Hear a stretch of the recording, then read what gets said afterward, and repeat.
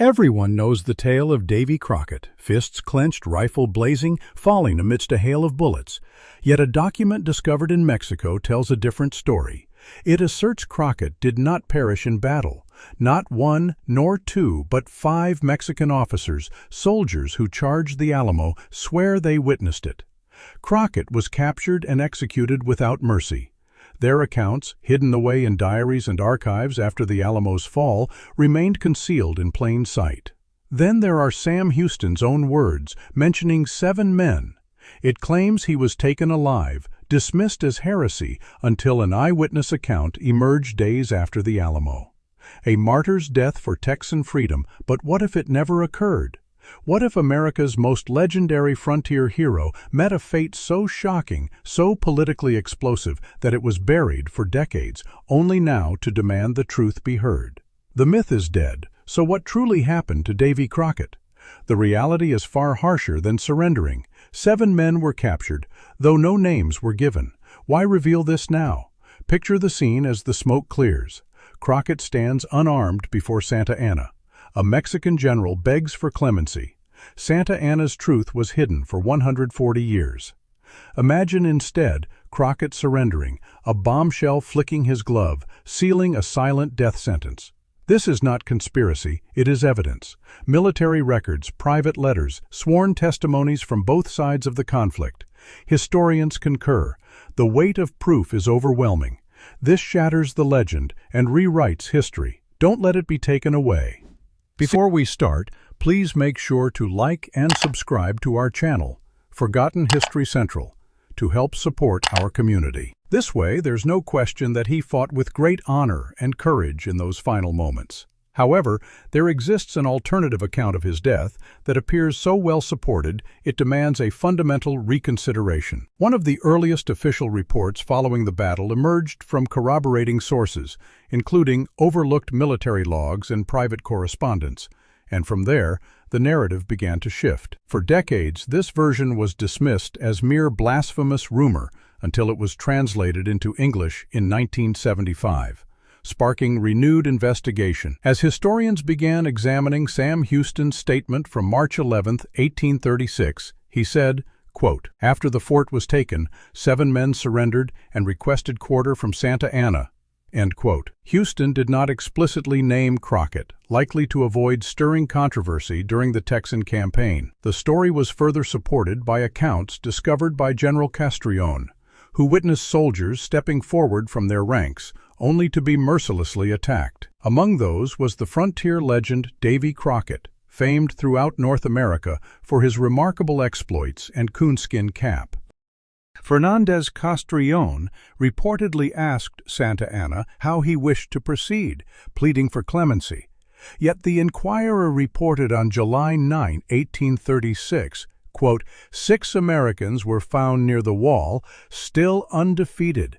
Junior officers drew their swords and cruelly plunged their blades into the chests of the prisoners until all were slain, showing no mercy. End quote. The Morning Courier and New York Inquirer soon after described how the defenders truly did surrender despite overwhelming odds. Undeterred, Davy Crockett stepped forward to confront General Santa Anna, looking him in the eye with steadfast resolve, a final act of defiance. José Enrique de la Peña's memoir offers a somewhat different perspective, stating, quote, "Some 7 men surrendered, but were executed without quarter." End quote. Other Mexican eyewitness accounts align disturbingly with this version.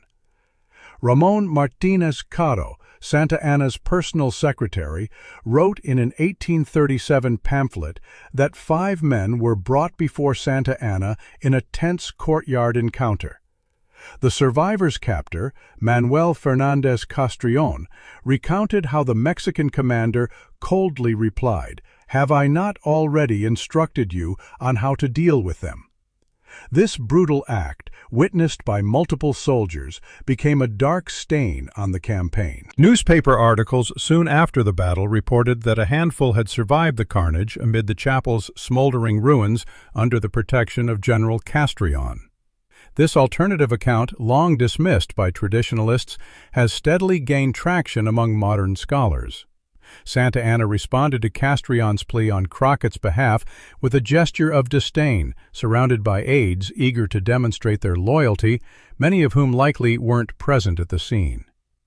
Over the decades, fragmented diaries and sworn testimonies, some only recently uncovered, have emerged.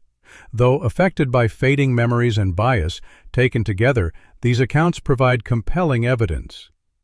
With a sharp flick of his glove, Santa Anna addressed his closest aides and commanded them to carry out the order. Some officers refused to obey, turning away in disgust, but several ambitious men pressed forward. Dan Kilgore, author of How Did Davy Die, concludes, quote, 4 officers and a sergeant, all participants in the assault who witnessed the final tragedy, specifically identified Crockett as one of the captives. They maintained silent dignity without humiliating themselves before their executioners. End quote. These unfortunate defenseless men were attacked suddenly like a tiger pouncing on its prey. The commanders and officers present were outraged by the immediate executions. During the battle's bloodiest moments, they stepped forward with swords drawn to protect the prisoners, but the captives were mercilessly tortured and killed. Despite their suffering, these men died without complaint. Their testimonies have surfaced from dusty archives, offering more documentation than any other incident from the battle. Simply put, the overwhelming evidence from both sides strongly suggests Crockett did not die a martyr's heroic death, but rather a grim sacrifice. Why was this truth hidden for 140 years? Was it embarrassment, politics, or the harsh reality that heroes don't always perish gloriously? These questions, while intriguing, are less important in the grand scope of history. Crockett's life was defined by wholehearted dedication to liberty, a cause that shaped a young nation. Sometimes heroes fall on their knees, yet remain defiant until their last breath.